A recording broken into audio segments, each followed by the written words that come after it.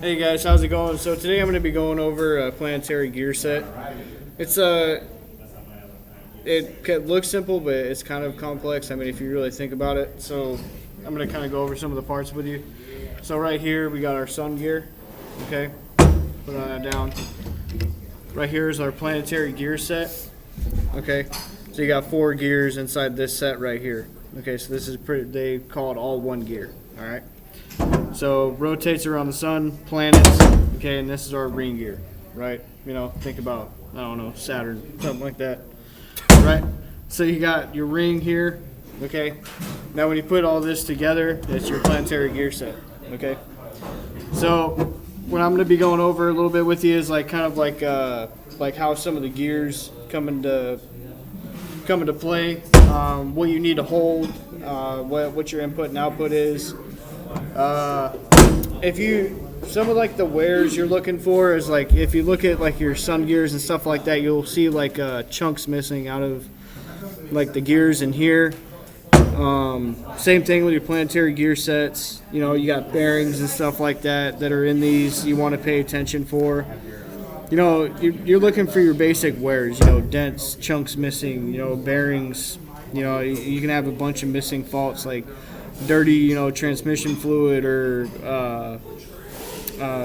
overheating, you know, stuff like that would mess up the bearings.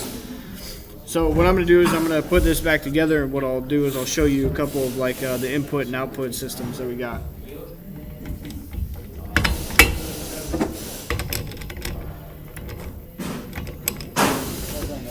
Okay, so that's this put back together, right? So if I input here at the sun gear and I'll output here at the planetary gears, right? And I'll be holding this ring gear. What's going to happen is I'll input here, right? And you'll see, if you see that, the planetary gear set's rotating, right? So this right here would be a reduction gear, okay? Now, if I input here at the planetary gear, right? And output here at the sun gear and hold the ring gear, right? What's going to happen is the Planetary Gear Set is going to be going faster than your sun gear, all right, which then is your overdrive, okay? So now another one that's a little bit more complicated here. I'm going to pull out the sun gear, pull this out a little bit, right?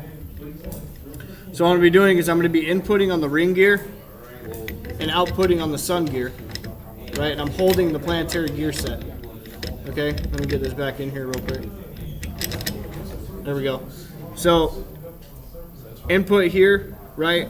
Let's say sake of inputting on the sun gear and output on the ring gear. It'd be the same thing, right?